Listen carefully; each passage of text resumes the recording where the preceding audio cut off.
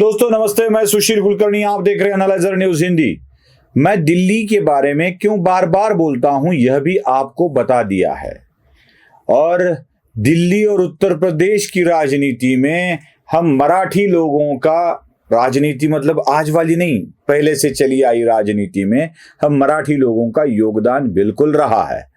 इसलिए थोड़ी सी टूटी फूटी हिंदी बोलकर भी हम उसके बारे में बात करते हैं। आज मेरे मन में, आप सबके मन में एक ही सवाल है। ईस्टर्न यूपी में बीजेपी की जो हार हुई वो क्यों हुई? खास करके देश के हिंदू जनमानस को अयोध्या, फैजाबाद और वहां के इलाकों में हुई भारतीय जनता पार्टी की हार क्यों हुई, यह एक सवाल है। न जाने कितने साधु फूट फूट कर रोए हैं कि अयोध्या ने दगा दे दिया।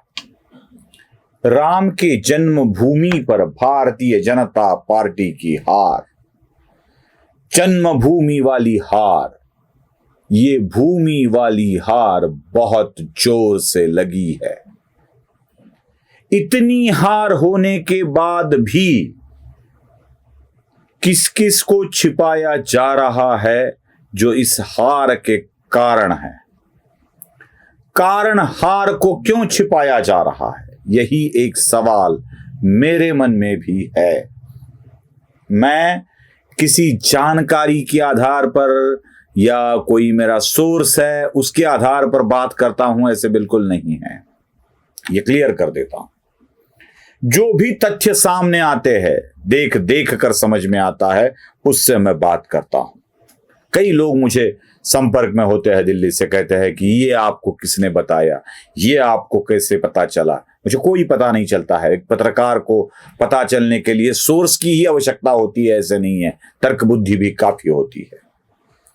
मुझे एक चीज का आश्चर्य है, दो चीजें हैं जो हो रही है, उसे क्यों नहीं आगे भेजा जा रहा है?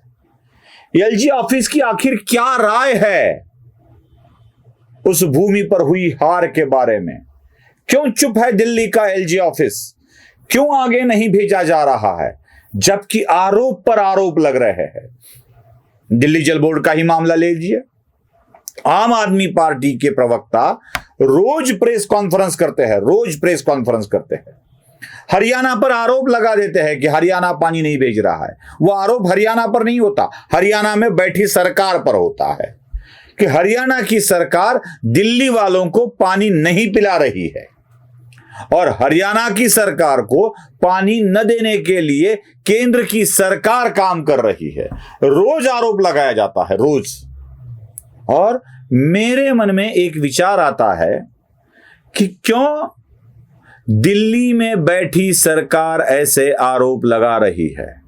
इसका कारण यह है कि दिल्ली ने जो कांड किए हैं, उस कांड की इंक्वायरी करने वाले इंक्वायरी की हुई फाइल या उसके रिपोर्ट को आगे नहीं भेज रहे हैं, बिल्कुल नहीं भेज रहे हैं। दिल्ली जल बोर्ड का मामला ले लीजिए। दिल्ली जल बोर्ड ने, दिल्ली की सरकार ने 14,000 करोड़ रुपए पानी की योजनाओं पर खर्च किए। 14,000 करोड़ रुपए। एक छोटा सा शहर है दिल्ली, कोई बड़ा राज्य नहीं है। पानी की योजनाओं पर 14,000 करोड़ रुपए खर्च करे, फिर भी दिल्ली को पानी नहीं मिला। क्या हुआ ऐसे?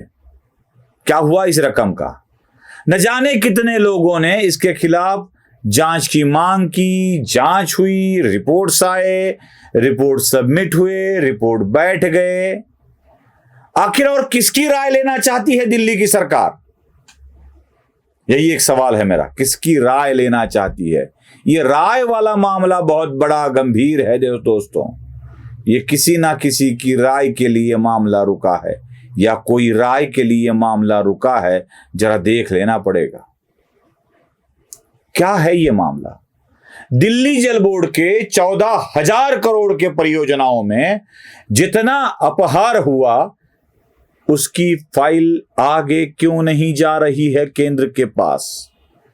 क्यों दिल्ली एलजी के ऑफिस के दफ्तर में ही वो पड़ी हुई है, क्यों आगे नहीं जा रहा है? मैंने पिछली बार भी आपको बोला था कि भ्रष्टाचार को खत्म करने के अग्निहोत्र में क्यों नहीं संविधाएं डाली जा रही है? ये कैसा अग्निहोत्र है जो संविधाओं को ही एक्सेप्ट नहीं कर रहा है? जरा तो सोचना पड़ेगा। और एक मामला पड़ा हुआ है, और वो है पैनिक बटन वाला। हर बार मुझे लोग पूछते थे कि एलजी ऑफिस, पैनिक बटन, ये क्या कनेक्शन है? यहां पर भी दिल्ली एलजी ऑफिस किसकी राय लेकर बैठा हुआ है? क्यों उन लोगों को सामने नहीं ला रहा है जिनकी लॉबी ने ही राम जन्मभूमि के भूमि पर ही भूमिपुत्रों की हार की है? क्यों उसको छिपाया जा रहा है? दोस्तों, दिल्ली में जब यह कांड हुआ था, निर्भया वाला कांड, तो उस वक्त निर्भया वाले कांड में जितने भी टैक्सियां हैं उसमें पैनिक बटन लगाने की मांग चली थी। कोई भी अगर ट्रैवल कर रहा है और कोई उसके साथ बुरा हादसा होता है तो गाड़ी में बैठे बैठे, टैक्सी में बैठे बैठे वो पैनिक बटन को दबा दे, और जैसे ही कोई पैनिक बटन को दबा देगा वैसे ही उसकी सूचना कॉल सेंटर में चली जाएगी। सिर्फ सूचना नहीं जाएगी, जिस गाड़ी से वो पैनिक बटन दबाया गया है उस गाड़ी का नंबर, उसका गूगल लोकेशन, सब कुछ उस कॉल सेंटर में चला जाएगा और तुरंत सूचना देकर वो गाड़ी जहां पर भी है वहां तक मदद पहुंचाने के लिए पुलिस पहुंच सकेगी। ये वाला चल रहा था। और ये पैनिक बटन दबाने के बाद जो भी कोई कॉल सेंटर चलाना है वह उसका जिम्मा था दिल्ली सरकार के हाथ में। आरटीओ दिल्ली सरकार के अंडर आता है, महिलाओं की सुरक्षा दिल्ली सरकार के अंडर आती है, भले ही दिल्ली पुलिस केंद्र के अंडर हो। ऐसे कॉल सेंटर शुरू करना और उसमें दी गई जानकारी फिर पुलिस के पास देके जहां से पैनिक बटन दबाया गया है वहां तक मदद पहुंचाना, यह काम था।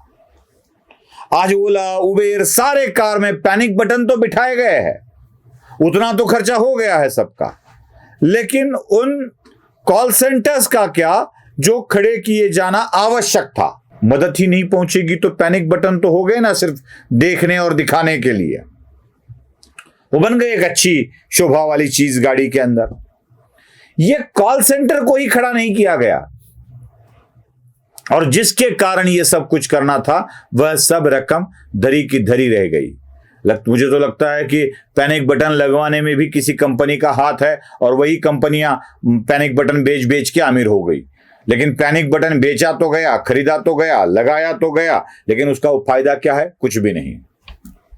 यही वाला मामला भारतीय जनता पार्टी के कार्यकर्ताओं ने इसके खिलाफ कंप्लेंट की, जांच की मांग की, जांच हुई, उसका रिपोर्ट आया, रिपोर्ट फाइल में बंद हो गया और फाइल जा पहुंची एक जगह पर जहां से वो हिलने का नाम ही नहीं ले रही है। आखिर एलजी किसकी राय लेना चाहते हैं? मेरा दिल्ली के लेफ्टिनेंट गवर्नर से एक सवाल है, गवर्नर साहब, प्रधानमंत्री के खिलाफ जिन लोगों ने लॉबी करके साजिश रची, सिर्फ साजिश रची नहीं, वाराणसी में नरेंद्र मोदी जी का जो भी कुछ मार्जिन है वह घटा। किसके कारण घटा? कौन सी लॉबी के कारण घटा? कौन है काशी विश्वनाथ की भूमि में मोदी के इस हार का कारण? यह हार तो ही है, 1.5 लाख वोट मतलब हार ही मानता हूं मैं। जहां से 8 लाख वोट लेकर मोदी जीतने चाहिए थे वहां 1.5 लाख तक लाने वाले काशी विश्वनाथ की भूमि में यह हार करने वाले लॉबी कौन सी है? और उसी लॉबी की राय के लिए अगर आप रुके हो ना तो शायद मोदी क्या देश की जनता भी उस व्यवस्था को माफ नहीं करेगी। क्यों नहीं जा रही है आगे फाइलें? क्यों नहीं हो रहा है उनके ऊपर कार्रवाई? क्यों नहीं पकड़ा जा रहा है उन लोगों को? यह भी बात जल्दी ही दिल्ली एलजी ऑफिस से बाहर आनी चाहिए।